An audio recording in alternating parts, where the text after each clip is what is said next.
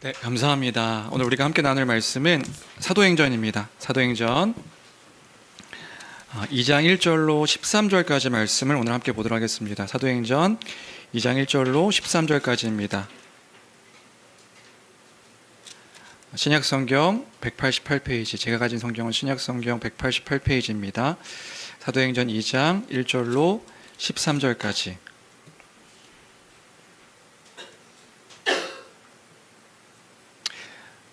다 찾으신 줄 알고 우리 한 목소리를 읽도록 하겠습니다. 하나님 말씀을 함께 읽습니다. 시작.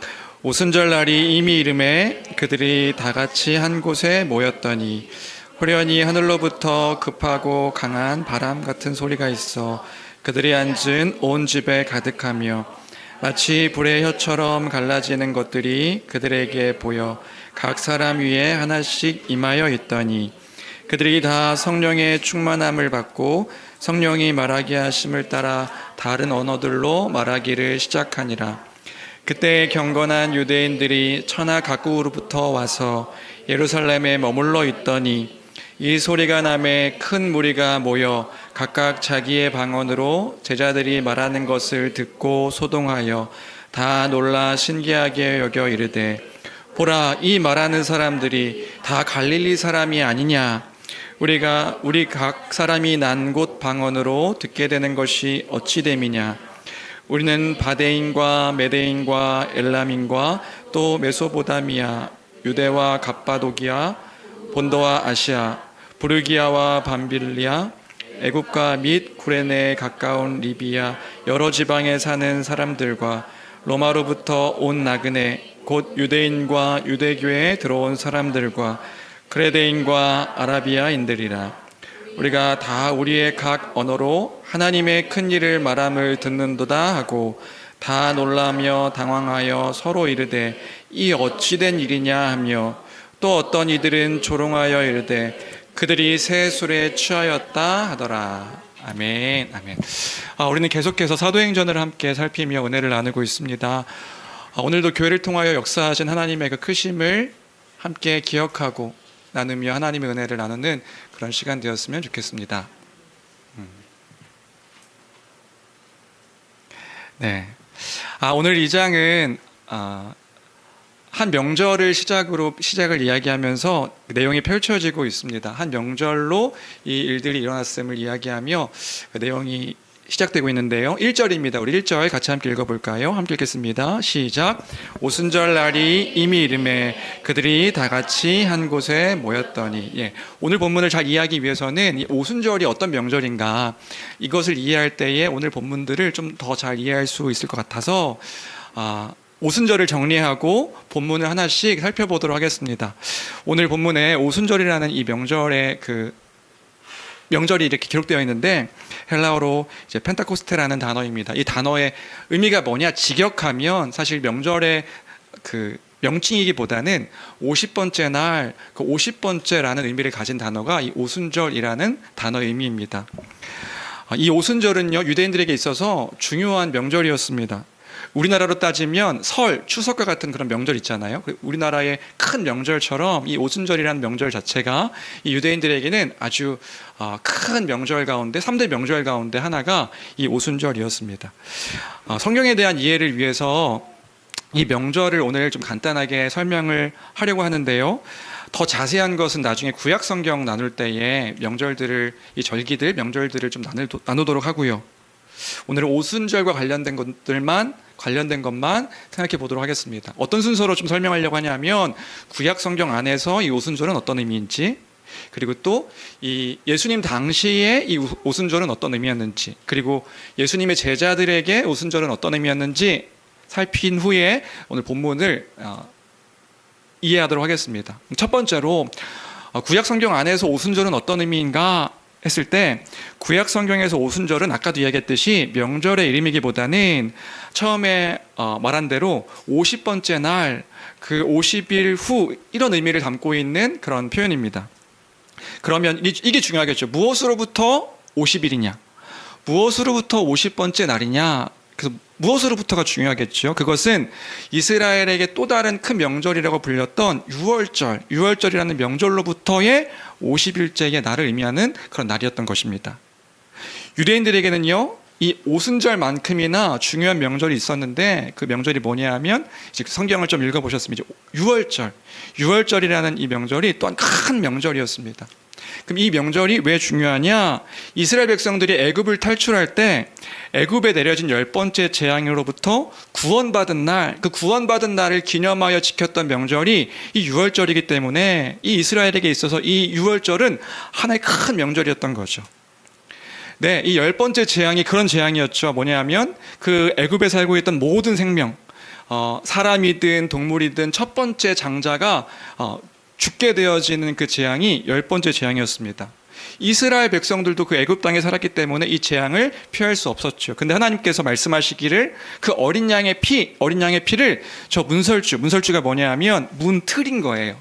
그 문틀에 바른 집마다 그 죽음의 사자가 넘어가게 하셨으니 그 죽음의 재앙에서 구원받은 날, 그 이스라엘 백성들은 그 어린 양의 피를 바른 집마다 그 첫째 그 장자가 죽지 않았거든요. 그래서 이것으로부터 구원받은 날을 기념하여 하나님께서 하신 일들을 기억하는 날이 이 유월절이었습니다. 이 유월절, 이 재앙으로 넘어간 이 일들로 인해 이 이스라엘 백성들이 애굽에서 탈출하게 되어지는, 그래서 이 탈출과 구원을 기념하여 기억하여 기뻐하는 그 날이 유월절이었기 때문에 이스라엘 백성들에게 유월절은 너무나도 큰 축제요, 그 기쁨의 날로 기억되는 명절이었다. 그 유월절 날로부터 50일이 지난 그 날을 오순절이라고 해서 이 날을 또한 축제로 기쁘게 이제 명절로 지켜렸던 것입니다. 그러면 우리가 이런 생각을 할 수 있죠. 그럼 50일이 지났는데 그 50일이 왜 중요할까요? 왜 중요하냐 하면 또 하나 이 오순절이라고 부르는 그 명절의 그 진짜 명칭이 있거든요. 이 오순절은 50번째 날이라는 뜻이고요.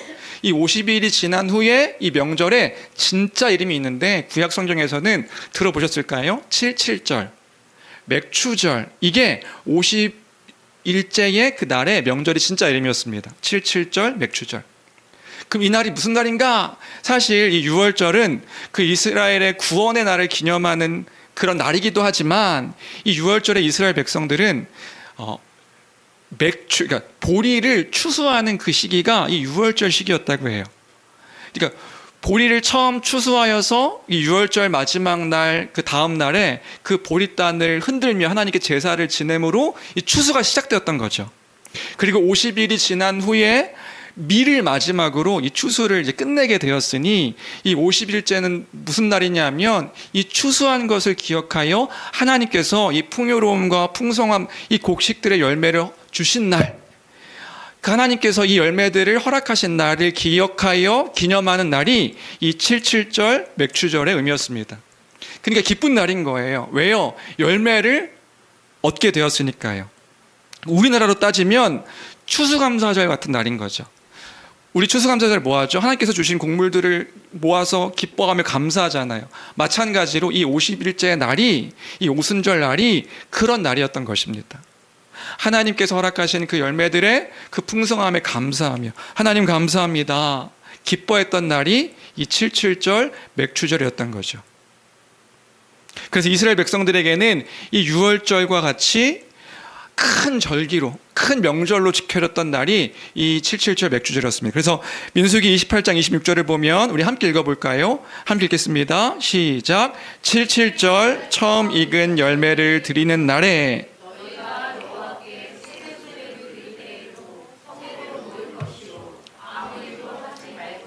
네, 아무 일도 하지 않고 거룩한 날로 모여서 하나님께서 주신 것들로 인하여 기뻐하던 날, 이게 이 77절 맥추절, 오순절의 모습이었습니다. 이게 구약 성경 안에서의 오순절의 의미입니다.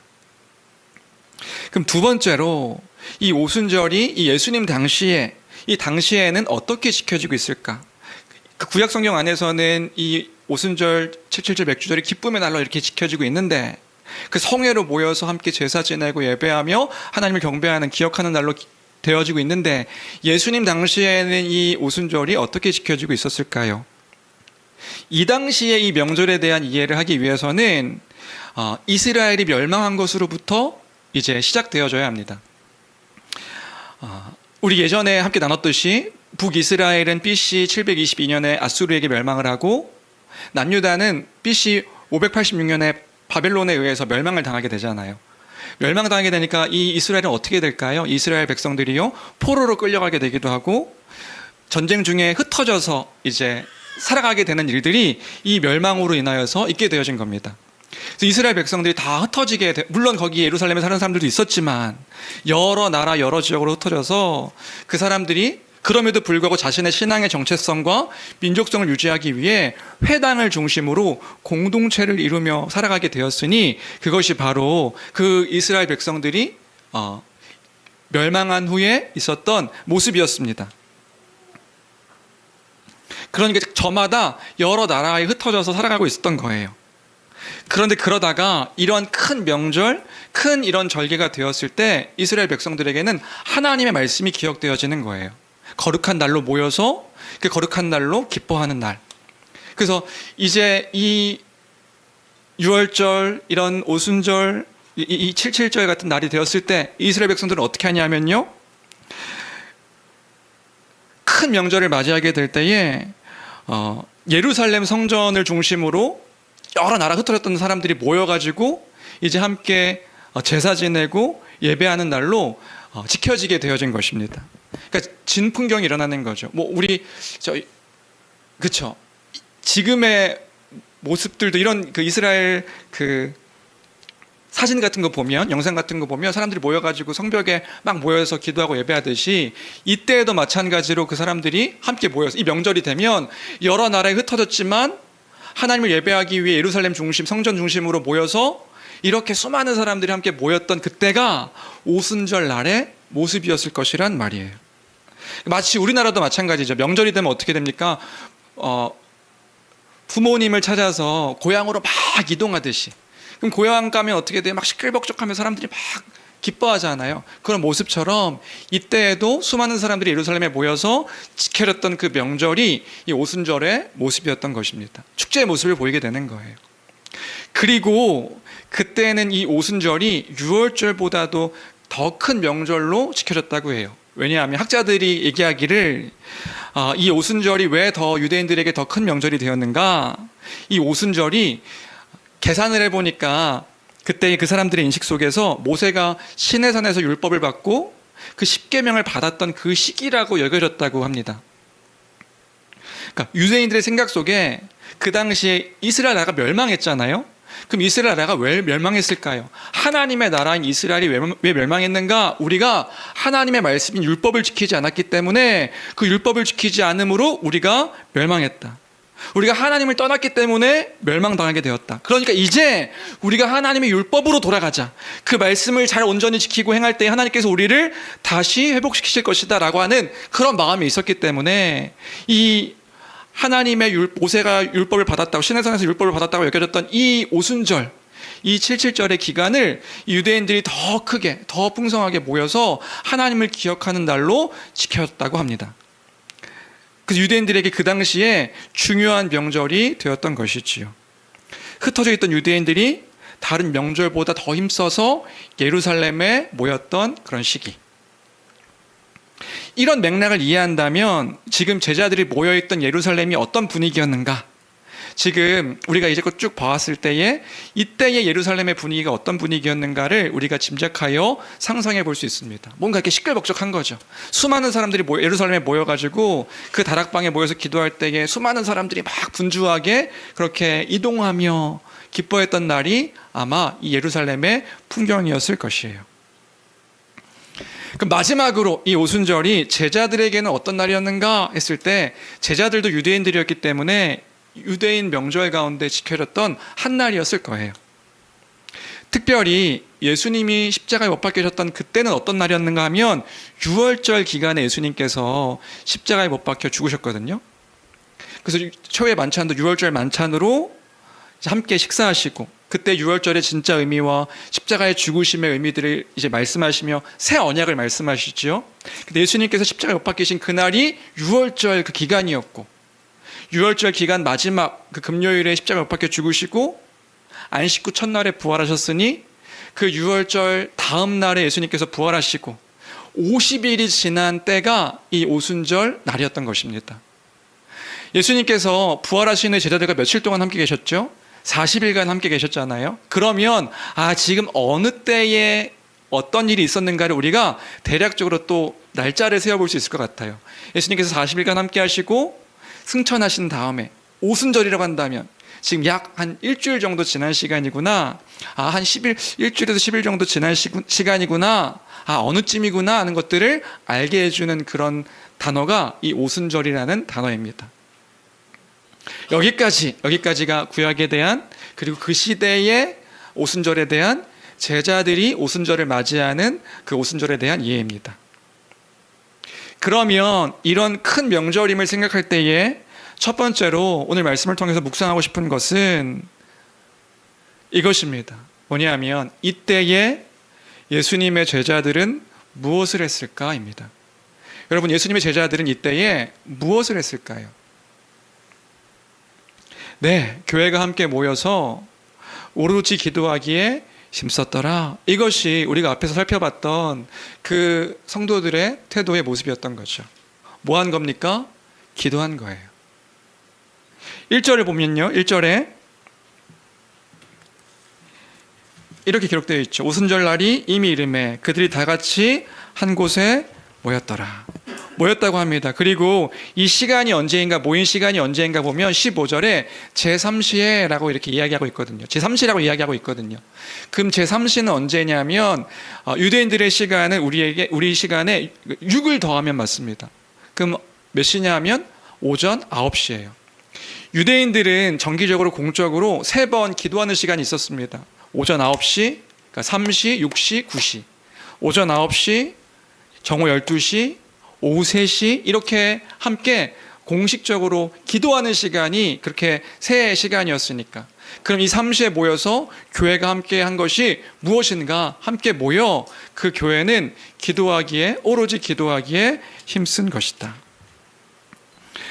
그러면 교회가 함께 모여서 무슨 기도를 했을까요? 그들이 함께 모여 기도했던 기도의 내용은 무엇이었을까? 우리가 이미도 살펴봤듯이 이 교회의 성도들은 그 예수 그리스도의 그 약속의 말씀을 기억하여 함께 기도했을 것이란 말이에요. 그 약속을 기다리면서 성령이 오신다고 했으니 성령의 오심을 소망하며 예수님께서 하늘로 오르신 후에 다시 오신다 하셨으니 예수님께서 언제 오실지 알지 못하지만 그때를 기다리며 그 교회가 함께 기도한 것이란 말이지요. 하나님 나라의 일들을 말씀해 주셨으니 하나님의 나라가 이 땅 가운데 임하도록 주기도문의 기도처럼 그 나라와 그 뜻이 이 땅 가운데 임하도록 그들이 함께 모여서 기도했음을 우리가 기억할 수 있는 것이란 말입니다. 그런데 그때가 어떤 날이었는지 기억하는 것 또한 우리에게 큰 도전과 위로가 되는 것 같아요. 수많은 사람들에게 그날은 축제의 날이었고 분주한 날이었고 그 명절의 날들로서 수많은 사람들이 모여서 시끌벅적하던 그때에 그럼에도 불구하고 그 교회가 함께 모여서 했던 일은 뭐냐면 그 약속의 말씀을 기억하여 함께 기도했다는 것을 기억할 때에 우리로서는 한편으로 큰 도전이 되는 것 같습니다. 주원의 사랑하는 성도 여러분, 그들이 왜 기도했을까요? 그들이 모여서 그들도 축제에 참여하고 그 일들 가운데 거하여 함께 그 명절을 즐길 수 있었음에도 불구하고 그들이 왜 함께 모였을까요? 그들이 왜 기도했을까요? 그들에게 간절한 갈망이 있었기 때문에 그런 것이란 말이지요. 무슨 갈망이요? 그들이 그리스도를 목격한 사람들이었기 때문에 그렇습니다. 그들에게 믿음이 있었기 때문에 그런 것이란 말입니다.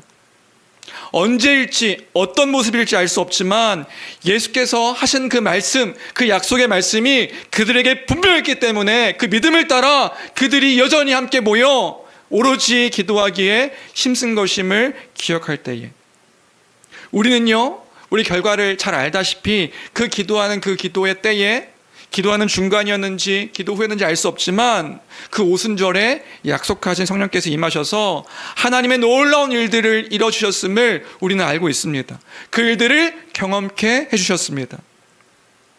이 오순절 사건은 무슨 사건이냐면 그 교회에게 임한, 그 예수 그리스도의 복음을 믿는 그 교회, 그 무리들에게 임한 하나님 나라의 큰 부흥의 시작이었다. 말씀으로 충만한 교회가 시작되었다는 것을 우리에게 보여주고 있는 것입니다. 이 말씀을 묵상하면서 첫 번째로 우리가 함께 나누고 싶은 것은 그것입니다. 그것이 뭐냐면 부흥이라는 것. 그 부흥의 때를 우리가 기억하며 묵상하는, 생각하는 교회가 되었으면 좋겠습니다. 여러분, 언제 그 하나님의 그 크심의 일들을 찬양하고 고백하며 그 가운데 놀라운 하나님의 일하심의 말씀의 충만함을 고백하는, 교회가 고백하는 때가 언제 그런 일들이 일어나게 되어질까요? 네, 말씀을 따라 기도할 때 부흥의 일들이 일어나게 되어지는 것입니다. 말씀만 있는 것도 아니고요, 기도만 있는 것도 아니라 그 말씀을 따라, 그 약속하신 그 말씀을 따라 그 말씀으로 기도할 때에 언제나 항상 하나님의 부흥은 말씀과 기도로 이루어졌음을 기억하는 교회가 되었으면 좋겠습니다. 그런데요, 여기에 하나 더 추가할 것이 있습니다. 말씀과 기도로 부흥이 경험되어지고 교회가 부흥을 맛보게 되는데, 그 말씀의 충만함을 맛보게 되는데 하나 더 추가할 것이 있으니 그건 뭐냐면요, 그것은 그때마다 하나님을 갈망하는 그 마음, 그 하나님을 갈급해하는 그러한 사람들의 그런 말씀과 기도의 태도가 있었음을 기억하는 우리여야 하겠단 말입니다. 하나님을 향해 갈급해하는 이에게 하나님의 구원의 놀라운 약속을 알게 하시는 것입니다. 네, 기독교 역사를 보면요, 언제나 그랬습니다. 성경의 때도 그랬고요, 2000년 역사, 기독교 역사 가운데서도 그랬습니다. 여러분, 언제나 교회 가운데는, 또 역사 가운데는 신앙 가운데 암흑기가 있었습니다. 하나님 말씀이 희귀한 것처럼 여겨지고 그 하나님이 없는 것처럼 보이는 암흑기가 언제나 있었습니다.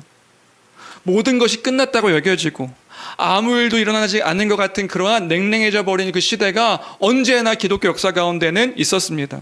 하나님의 일하심이 없는 것처럼 보이는 그 깊은 절망의 모습과도 같은 모습들이 언제나 기독교 역사 가운데는 있었음을 기억하는 우리가 되어야겠습니다. 그런데 그때에도 여전히 또 한 부류의 사람들이 있었으니, 어떤 사람들이 있었냐면 하나님의 약속의 말씀을 기억하고 예수 그리스도의 그 십자가 복음, 그 복음 가운데 자신의 인생을 다 바쳐서 그 하나님의 일하심을 갈망하는, 그 갈망하는 사람도 있었음을, 그 말씀 가운데 자기의 모든 것들을 쏟아부으며 그 말씀 가운데 거하는 사람들이 있었음을 기억하는 우리가 되어야겠습니다. 하나님은요, 하나님을 갈망하는 사람들, 그때의 하나님을 갈망하는 사람들의 그 갈망 가운데 은혜와 부흥을 허락해 주심을 기억하는 교회가 되기를 주님의 이름으로 간절히 축원합니다. 왜냐하면요, 하나님께서 당신의 백성을 버리지 아니하시기 때문에 그렇습니다. 이 사실을 기억하는 우리가 되어야겠습니다. 하나님은요, 당신의 백성을 버리지 않으십니다. 구원의 역사를 지금도 이뤄가고 계십니다. 그 말씀을 기억하여 그 말씀을 따라 기도하는 우리 교회가 되기를 주님의 이름으로 간절히 축원합니다. 하나님 나라, 그 말씀을 갈망하며 기도하자. 이것이 첫 번째로 우리가 이 말씀을 통해서 나누고 싶은 그 첫 번째 이야기였습니다. 여러 분주한 일들이 있을 때에도, 우리가 수많은 일들 가운데 그 마음을 빼앗기는 그런 상황이 있을 때에도 주 안의 사랑하는 성도 여러분, 그 복음을 놓치지 아니하는 한 사람 한 사람의 우리가 되었으면 좋겠습니다.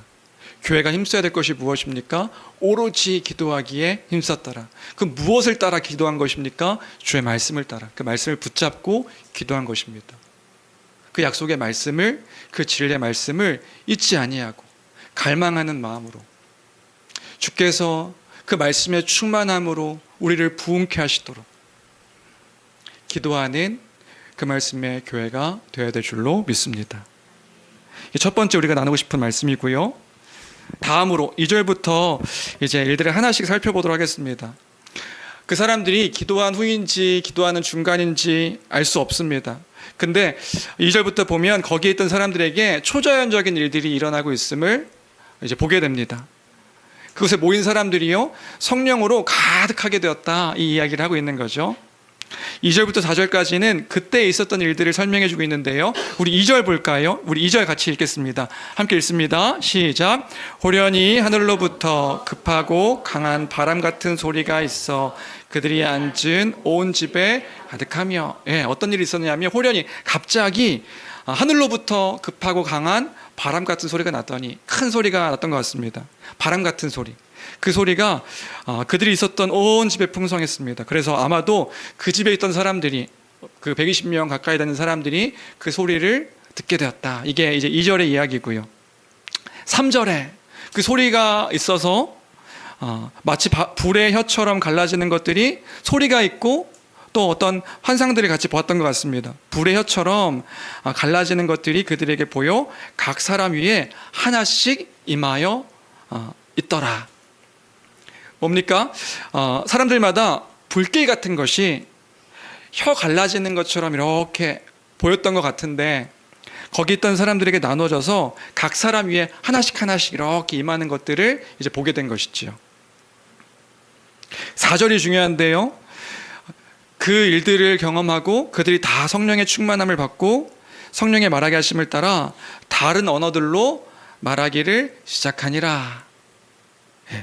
거기 있던 사람들이 모두 성령의 충만함을 받고 성령의 말하게 하심을 따라 그 모든 사람들이 다른 언어들로 말하기를 시작했던 것이 2절부터 4절까지의 이야기예요. 소리를 듣고 무언가 불길이 혀처럼 갈라지는 것들이 막 머리 위에 임하는 것들을 보고 그들이 막 말을 하기 시작하는데, 성령의 말하게 하심을 따라 성령의 충만함을 받고 말하게 하심을 따라 말하는데 다른 언어로 말하기를 시작하더라. 우리가 이 이야기 형식으로 되어 있으니까 2절부터 4절까지를 볼 때 뭔가 이렇게 그림을 떠올리게 되죠. 상상하게 되죠. 이 장면을 읽으면 어떤 장면들을 이제 상상하게 됩니다. 그러면 여러분들은 어떤 그림을 그리시나요? 어떤 것들이 그려지세요? 제가 왜 이 말씀을 드리냐 하면, 아마도 어떤 분들은 이렇게 성경을 읽었음에도 불구하고 우리가 이미 갖고 있는 이미지 때문에 다른 그림을 그릴 수도 있겠다 싶어서 여러분들에게 지금 이 질문을 드리는 겁니다. 지금 우리가 2절부터 4절까지 똑같이 읽었어요. 읽었는데 여러분들은 어떤 장면이 막 상상이 되세요? 오늘 2절부터 4절까지를 통해서 이제 여러분들에게 나누고 싶은 건 뭐냐면요, 성령으로 충만하게 되었다는 것이 무슨 의미인가, 이거 바로잡는 거 하나, 그리고 방언이라고 불리는 은사가 어떤 은사인가 바로잡는 거 하나, 이 두 가지를 이제 함께 하고 싶은데요. 다시요, 지금 우리가 함께 이 성경을 같이 읽었음에도 불구하고 우리가 상상하는 것은 또 다른 것들을 상상할 수 있겠다 생각이 들어요. 저도 그랬던 것 같아서요. 이런 상상 안 하시나요? 이 사람들이요, 지금 캄캄한 밤인 겁니다. 캄캄한 밤에 뭔가 함께 모여있는 거죠. 사람들이 모여있는 거예요. 어디에 모였냐 하면 예배당 같은데, 아니면 약간 기도원 같은데, 이렇게 모여있는 거죠. 모여있어서 뭐하고 있어요? 큰 소리로 기도하는 겁니다. 막 큰 소리 지르면서 기도하고 있고, 기도하는 중에 막 사람들이 환상을 보고 성령의 충만함을 받는 막 그런 장면들을 여러분들은 혹시 상상하고 계시지는 않나요? 그럼 이때 성령의 충만함을 받는다고 하면 어떤 것들을 받아요? 성령의 충만함이요. 성령의 충만함이라고 했으니 그 충만함으로 무언가 신비한 능력이나 뭔가 신비한 어떤 그 에너지나 뭔가 신비한 은사들이나 또 때로는 어떤 그 장면들, 떼굴떼굴 구르거나 막 깔깔깔깔 웃거나 여러분들이 경험했던 거, 이런 것들을 여러분들 혹시나 떠오르진 않나요? 근데 거긴 깜깜한 밤이죠. 깜깜한 불이 다 꺼져 있는 그 밤에 그러다가 갑자기 막 혀가 말리는 겁니다. 혀가 막 말려가지고 꼬여서 사람들마다 저마다 막 다른 소리를 내고 이상한 소리를 내고 하는 그런 장면들을 떠올리시지는 않느냐고요. 우리가 똑같은 걸 읽었음에도 불구하고요. 우리가 상상하는 것이 이런 장면이 아닌가. 그래서 방언으로 기도하는 그 사람들, 2-3시간 능력 있는 기도를 하게 되고 하나님과 영의 대화를 하게 되며 이런 것들을 여러분들은 상상하시지 않느냐고요. 그런데 오늘 우리가 본문을 보면서 바로잡아야 될 것들이 있죠. 뭐죠? 우리 기준은 성경이니까요.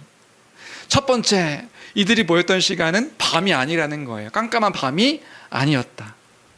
15절에 보니까 이때 제자들이 기도하기 위해 모였던 시간은 제3시였다고 말하고 있으니 아까도 얘기했듯이 이 3시는 아주 밝은 오전 9시였던 겁니다. 밝은 때에 그 제자들이 모여서 함께 기도했다. 깜깜하지 않았다. 또 하나요, 4절에 성령의 충만함을 받았다는 것, 이것이 무엇인지를 이해하는 것도 중요할 것 같습니다. 여러분, 성령의 충만함을 받았다 그러면 여러분들은 뭘 떠올리시나요? 단번에 떠오르는 게 뭔가 은사인 거예요. 뭔가 신비한 능력들, 능력이 아니면 뭔가 뜨거운 그 에너지와 같은 기쁨들. 근데 이제 원어를 보면 여기에 성령의 충만함을 받고라고 하는데 이 받았다는 단어가 사실은 없습니다. 그 원래대로 직역하면 어떤 의미냐면 성령으로 충만해졌다 이런 의미거든요.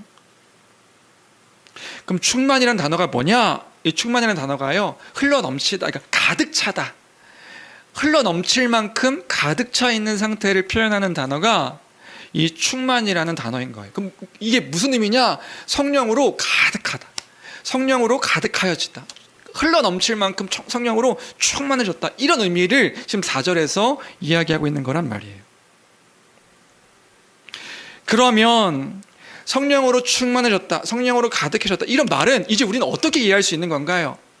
뭔가 신비한 능력, 어떤 힘, 감정, 이런 것을 받았다고 이야기하는 것이 아니라, 성령은 누구시죠? 성령은요, 그리스도의 영이시고 진리의 영이시라고요. 그러면 성령으로 가득해졌다는 건 뭘 의미하는 거예요? 그 그리스도로 가득하게 되었음을 의미하는 겁니다. 그 진리로, 말씀으로 이제 깨달아 알게 되어지는 그 충만함, 그 말씀의 충만함을 의미하는 것이 이 4절에서 말하고 있는 이 제자들에게 임한 성령의 충만함의 의미란 말이지요.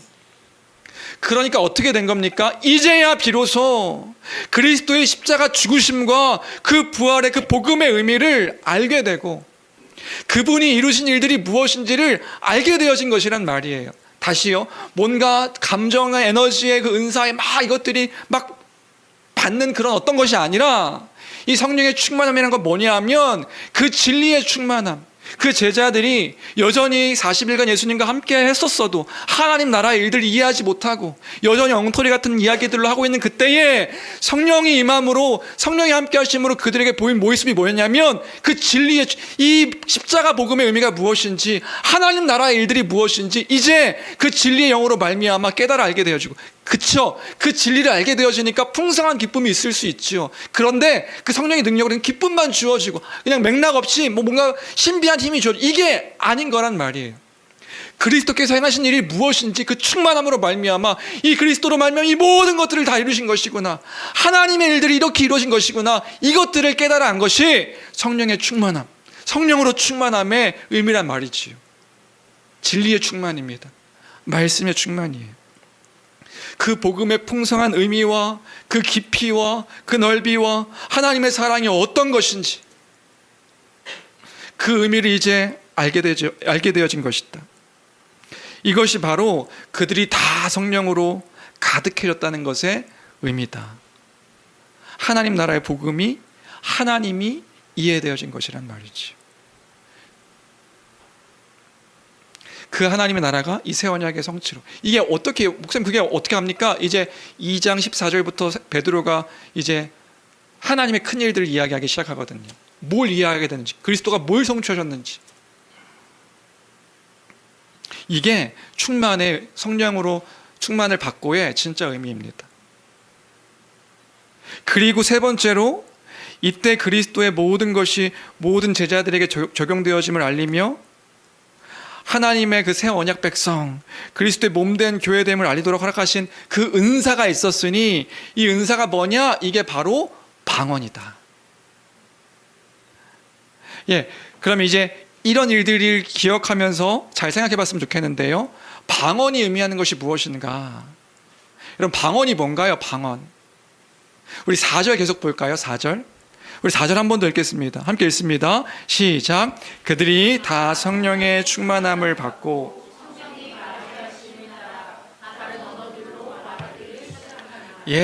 성령의 말하게 하심을 따라 다른 언어들로 말하기 시작하니라. 여기서 성령이 말하게 하심을 따라 성령께서요 말하게 하시는 거예요. 그 말하게 하신다는 의미는 뭐냐 하면 헬라어로 보니까 크게 분명하게 말하다, 선언하다, 선포하다라는 의미를 갖고 있는 단어예요. 성령께서 뭐하게 하신 거예요? 크게 선포하게 하신 거죠. 크게 선언하게 하신 겁니다. 누구에게요? 그 성령이 임한 그 제자들에게 이제 그들이 알게 된 것들을 선포하게 하신 것이, 선포하게 하시니까 뭐 하는 거예요? 다른 언어들로 이제 말하기 시작하니라. 이게 방언의 의미인 거란 말이에요. 그럼 그들이 말한 게 뭔데요? 그 성령께서 말하게 하신 게 뭔데요? 11절에 나옵니다. 11절에. 우리 11절 말씀도 같이 함께 읽어볼까요? 함께 읽겠습니다. 시작. 그레데인과 아라비아인들이라 우리가 다 우리의 각 언어로 하나님의 큰 일을 말함을 듣는도다 하고, 그들이 선포했던 건 뭐냐면 하나님의 큰 일이었다. 여기서 제자들이요 다른 언어로 말했던 것의 주 목적은 그들이 기도하기 위하여서 다른 언어로 방언으로 말하고 있는 것이 아니란 말이에요. 여러분, 방언은 우리가 영의 언어로 하나님과 대화하기 위해 주어지는 그런 은사가 아닌 것입니다. 개인이 기도할 때 기도에 더 유익하라고 영적인 대화를 위해서 허락하신 그 은사가 방언이 아니라고요. 이 방언은 뭐예요? 분명히 사람들을 향하여 말했던 것과 관련되어 있는 언어인 거예요. 그럼 뭘 얘기했는데요? 제자들이 뭘 선포했는데요? 이 성령으로 말미암아 깨달아 알게 된 것들, 하나님의 큰 일들, 하나님께서 이루신 것이 무엇인지, 예수 그리스도의 십자가로 말미암아 이루신 일들이 무엇인지 깨달아 알게 된 그 일들을 이제 말하며 성령께서 말하게 하심을 따라 막 선포하기 시작한 거예요. 자기들이 무슨 언어로 말하는지 알지 못하지만 막 선포하기 시작한 겁니다. 다른 언어로 말하기 시작하니까 그 말을 듣던 예루살렘에 있던 사람들이 반응한 거죠. 이게 5절부터 13절까지의 내용인 거고요. 그럼 왜 수많은 사람들이 다른 언어를 들을 수 있었는가요? 그때가 오순절 날이었기 때문에 그런 거예요. 오순절 날에 각국에 흩어졌던 사람들이 다 모여서 그 모임으로 그 지역마다 난곳 그 언어를 사용하던 사람들이 그 말을 듣게 되어지는 거죠. 그러니까 놀랍다. 저들이 어떻게 하나님의 그 큰 일들을 우리의 언어로 말하는가. 이게 바로 지금 5절부터 13절까지의 그 사람들의 반응인 겁니다. 우리 함께 읽어볼까요? 이제 이해가 될 수 있습니다. 5절부터 같이 읽겠습니다. 천천히 함께 읽어볼까요? 함께 읽겠습니다. 시작. 그때에 경건한 유대인들이 천하 각국으로부터 와서 예루살렘에 머물러 있더니, 이들이 왜 머물러 있는 거예요? 오순절이니까요. 유대인들의 큰 절기니까요. 각국에서 명절을 지키기 위하여서 여기 모였던 거예요. 6절입니다. 6절부터 읽겠습니다. 시작. 이 소리가 나매 큰 무리가 모여 각각 자기의 방언으로 제자들이 말하는 것을 듣고 소동하여 다 놀라 신기하게 여겨 이르되, 보라, 이 말하는 사람들이 다 갈릴리 사람이 아니냐. 이 무슨 말이냐면 갈릴리는요 그 당시에 지방이었거든요. 지방. 약간 무시하는 표현입니다. 저기 갈릴리에 사는 사람이 지금 우리의 언어로 이런 이야기들을 한다고? 이게 어떻게 된 거야? 저 사람들도 저런 하나님의 큰 일을 말하는 것도 이상한데 우리나라 말로 이야기한다고? 저 사람들 뭐야? 약간 깔보는 표현이 이 갈릴리 사람이 아니냐. 8절입니다. 8절 읽습니다. 시작. 우리가 우리 각 사람이 난 곳 방언으로 듣게 되는 것이 어찌 됨이냐. 우리는 바데인과 메데인과 엘람인과 또 메소포타미아, 유대와 갑바도기와 본도와 아시와 부르기아와 밤빌리아, 애굽과 및 구레네에 가까운 리비아 여러 지방에 사는 사람들과 로마로부터 온 나그네 곧 유대인과 유대교에 들어온 사람들과 그레데인과 아라비아인들이라. 우리가 다 우리의 각 언어로 하나님의 큰 일을 말함을 듣는도다 하고. 그래서 배우지 못한 사람들, 우리 여겨졌던 갈릴리 사람들이 무언가 지방 사람들이어서 무시당할 그런 사람들이 각자 여러 난곳 방언으로 이야기하면서 하나님의 큰 일을 이야기하니까 사람들이요, 두 가지로 인해서 놀랐던 겁니다. 하나는 그들이 사용하는 언어 때문에 놀랐던 거고요. 또 하나는 그들이 다른 언어들로 하나님의 큰 일을 전하니까 그 메시지에 놀랐던 거고요. 이 유대인들이 하나님을 알기 위해서 왔는데 하나님의 큰 일들을 이 사람들이 막 그 난국 방언으로 전하니까 놀라게 되어진 것이다. 그럼 하나님의 큰 일이 뭔데? 아까도 얘기했듯이 14절부터 이야기하는 베드로의 이제 설교가 하나님의 큰 일, 하나님께서 이루신 일들이 무엇인지에 대한 이야기인 거죠. 그래서 여기 두 번째로 정리할 건 뭐냐면 아까 기도에 대한 것, 두 번째로 방언은 그런 기도의 은사가 아닌 것이다. 방언은 기도의 은사가 아니다. 방언은 뭐예요? 방언은 하나님의 일을 다른 이들에게 전하기 위하여서 허락하신 하나님의 은사구나, 이 사실을 우리가 먼저 두 번째로 잘 정리하면 좋을 것 같습니다. 그냥 단순히 나의 개인의 유익을 위해서 개인의 기도 열심히 하라고 기도원 가서 받는 그런 성령의 선물이 아닌 거라고요.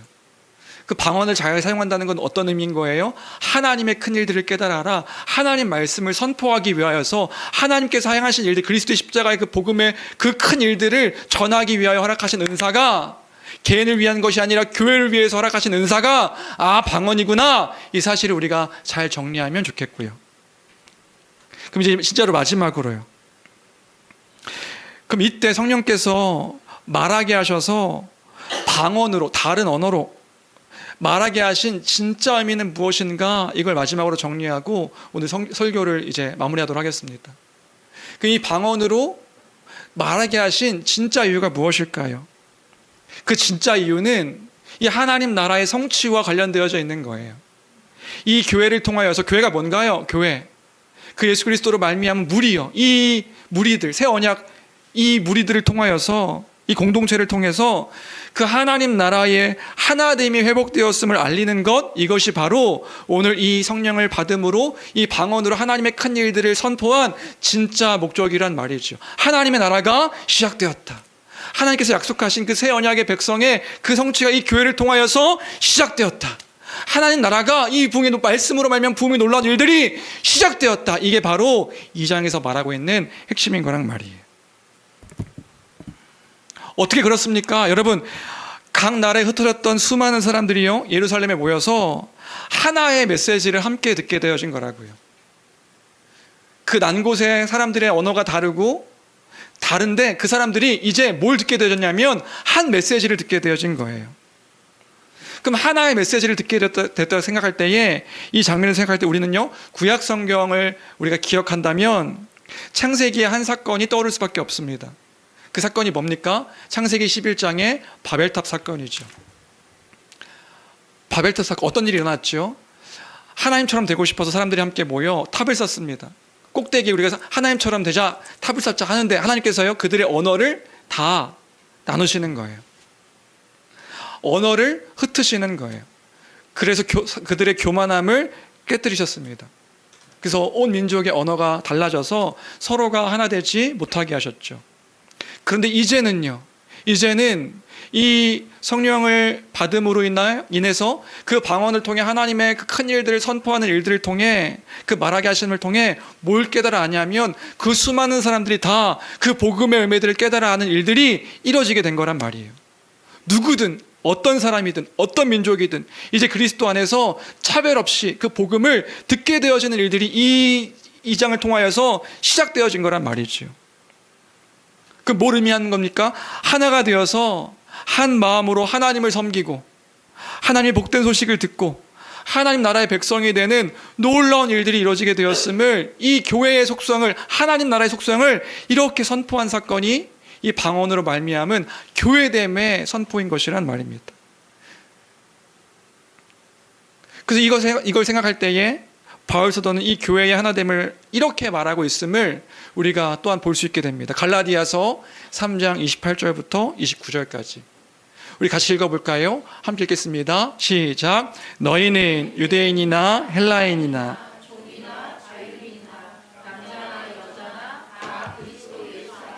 하나이니라. 너희가 그리스도의 것이면 곧 아브라함의 자손이요 약속대로 유업을 이을 자니라. 이것이 여러분 교회의 속성입니다. 하나님 나라의 참된 모습입니다. 뭐예요? 누구에게나 차별이 없는 복음이 선포되어지고, 그리고 그 복음으로 말미암아 새 언약 백성 교회로 함께 살아가게 되어지는 것입니다. 뭐 어떻게 살아가요? 한 몸으로요. 하나됨으로요. 그 하나됨을 통해 하나님의 백성이 선포되어지는 거죠. 또요, 교회에는 차별 없이 복음을 전합니다.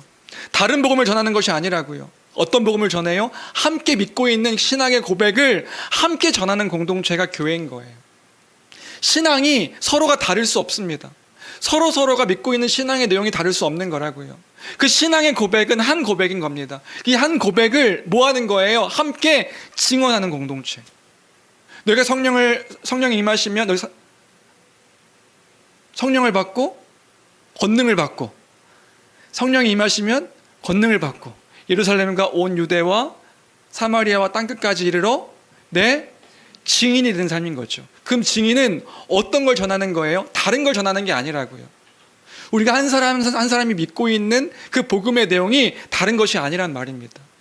이제 함께 하나님의 큰 일들을, 하나 된 그 복음을 전하는 공동체가 교회인 것이다.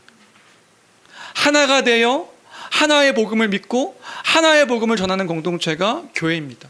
그 복음을 믿으며 그 복음을 증인으로 살아가는 그 일들을 보이는 것이 부흥의 시작인 것이란 말이지요. 교회의 시작이며 그것이 곧 말씀으로 충만케 되어진 교회의 모습임을 기억할 때에, 주 안에 사랑하는 성도 여러분, 이 날이요, 그때 모세가 율법을 받았던 그 날을 기념하여 수많은 사람들이 모였다고요. 이제는 옛 언약의 율법이 아니라 새 언약, 그 새로운 의가 되신 예수 그리스도의 그 의가 성취되어지는 그 날에 하나님 나라의 선포의 시작임을 또한 기억하는 우리가 되어야 될 줄로 믿습니다. 그 모든 것이 시작되어졌음을 기억할 때에 하나님 나라의 큰 부흥이 이 오순절, 이 시간으로 인하여 시작되었다. 교회가 그리스도의 영으로 임함으로 말미암아 시작되었다. 그 부흥이 시작되었다. 이것을 알고 있는 것이 2장 13절까지의 내용인 겁니다. 여기까지. 오늘 말씀은 여기까지고요. 이제 간단하게 적용하고 정리하고 설교를 마무리하겠습니다. 첫 번째로 오늘 말씀을 기억하면서 우리가 적용점으로 적용하고 싶은 건 뭐냐면요, 부흥을 갈망하는 교회가 되자. 하나님의 그 큰 부흥을 갈망하는, 우리가 이제 복음도 알고 있고 그 복음을 따라 기도할 수 있는 그 기도가 무엇인지도 아는 자들이 되었습니다. 그런데 주 안에 사랑하는 성도 여러분, 우리가 놓치고 있는 것은 무엇인가? 우리가 여러 가지 일들로 인하여서, 수많은 그 마음을 빼앗기는 그런 일들로 인하여서 말씀도 이제 잘 알고 있고 기도하는 것도 알고 있는데 우리 안에 그 하나님을 향한 갈망함이, 그 약속에 대한 그 말씀을 향한 갈망함이, 그 갈급함이 우리에게 온전하게 있는지 다시금 돌아보고 기억하는 우리가 되었으면 좋겠습니다. 우리는 그 오순절 때 임했던 그 성령의 임함에 그 기도와는 다른 기도의 사람들입니다.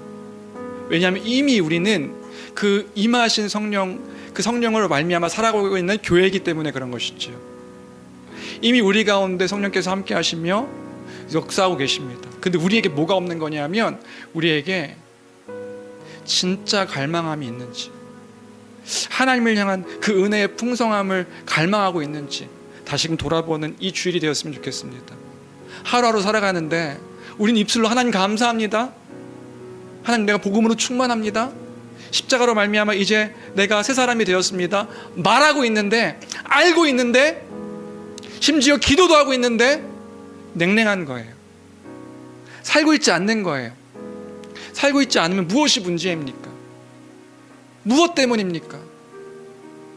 다시금 기억하는 우리가 되었으면 좋겠습니다. 우리에게 갈급함이 필요합니다. 주가 없으면 살 수 없는 우리임을 기억하십시오. 그 말씀을 기억하여 충만함을 누리도록 기도하는 거예요. 그때에, 기도할 때에 성령께서 다시금 우리를 새롭게 하셔서, 또다시 새롭게 하셔서 그 충만함과 풍성함 가운데 주님을 찬양케 하실 줄로 믿습니다. 두 번째로, 우리 오늘 방언의 목적이 무엇이었는지를 기억했으면 좋겠습니다. 여러분, 방언은 그 방언을 받는 것이 목적이 아니라 하나님의 큰 일을 선포하는 것이 목적입니다. 하나님의 큰 일을 기억하는 것이 목적입니다. 하나님의 큰 일이 무엇입니까? 하나님께서 예수 그리스도로 말미암아 이루신, 성취하신, 소망케 하신 그 일이 하나님의 큰 일입니다. 예수 그리스도로 말미암아 이미 시작되어진 하나님 나라 가운데 거하며 살게 하셨고, 그 가운데 성령의 충만함을 입어 우리가 하루하루 그리스도를 닮은 자로 살게 하셨고, 주의 다시 오심을 따라 그 약속의 영원한 하나님 나라를 바라보게 하며 주의 마라나타, 주여 속히 오시옵소서 갈망하며 살아가는 우리의 삶이라는 것을 우리는 아는 자 되었습니다. 이 말씀을 기억하여 살아가는 우리인 것입니다. 그리고 이 말씀을 기억하여 그 증인으로 살아가는 삶이 우리의 삶인 것입니다. 여러분의 입술 가운데 무엇을 기뻐하며 감사하며 그것 가운데 증인으로 삶을 살아가고 계십니까? 여러분 입술 가운데 지금 어떤 말들을 가정에서나 만나는 사람들에게서나 가장 기쁨의 소식으로 전하고 계십니까? 복음이 여러분의 기쁨의 소식이라면 그 복음을 여러분들의 입술로 선포하고 드러내는 삶이 우리의 삶이 되었으면 좋겠습니다. 그것이 교회입니다. 그것이 교회의 성도입니다. 다른 어떤 것이 아니라 그 복음을 드러내는, 선포하는 것이 교회, 우리의 삶의 모습이어야 할 것입니다. 예수 그리스도로 말미암아 이루신 그 큰 일들, 그 큰 일들을 자랑하는, 기뻐하는 우리 교회가 되기를 주님의 이름으로 축원합니다. 마지막으로 그런 맥락 안에서 교회의 하나됨을 기억하는 우리가 되어야겠습니다. 다른 언어를 선포하게 하심으로 궁극적으로 이루신 일은 뭐냐 하면 교회의 하나됨입니다. 그러니까 하나님 나라의 백성의 하나됨입니다. 하나 되게 하셨습니다. 우리는 그래서요, 그 말씀을 기준 삼아 그 말씀을 따라 하나님을 사랑하는 그 하나됨의 모습을 보여야 되는 것이고요, 그 말씀을 기준 삼아 하나님을 사랑하는 것처럼 하나님의 형상대로 창조되어진 다른 사람들을 사랑하며 살아가는 것이 우리의 삶의 모습이 되어져야 되는 것입니다. 그리스도께서 당신의 그 섬김의 사랑으로 우리에게 보여주셨듯이 그리스도를 닮아, 그리스도의 성품을 닮아 그리스도를 드러내며 그 하나됨을 해치지 아니하고 깨치지 아니하며 하나됨을 지키며 살아가는 것이 우리의 교회의 모습이어야 할 것입니다. 그런 교회의 모습이 우리 가운데 있는지, 만약에 없다면 다른 사람들에게 그 모습을 보이라고 이야기하기에 앞서서 내가 그 그리스도의 말씀에 순종함으로 다른 이들을 사랑하며 성령이 하나 되게 하신 것을 힘써 지키는 우리 그 말씀의 교회, 주의 몸된 교회 성도들의 모든 모습 되기를 주님의 이름으로 축원합니다. 그 모습을 보며 우리가 자랑하는 겁니다. 주님께서 이 일들을 행하셨습니다. 주님이 이렇게 주님의 나라를 놀랍게 이뤄 가셨습니다. 주의 나라입니다. 주님께서 이런 놀라운 일들을 행하셨습니다. 그것들을 자랑하며 선포하는 교회가 되어야 될 줄로 믿습니다. 이런 교회 모습들이 이 시대 가운데 많이 사라져 있는 것 같아요. 그 말씀을 기준 삼아 살아가는 교회 모습들이 이 교회의, 이 나라의 문제가 아니라 교회 가운데 이런 모습들이 너무나 많이 사라져 버린 것 같아요. 각자 자기의 소견에 오른 대로 자기 멋대로 살아가는 모습이 우리의 모습이 되어져서는 안 됩니다. 우리의 기준은 주의 말씀입니다. 예수 그리스도의 그 복음의 풍성한 말씀입니다.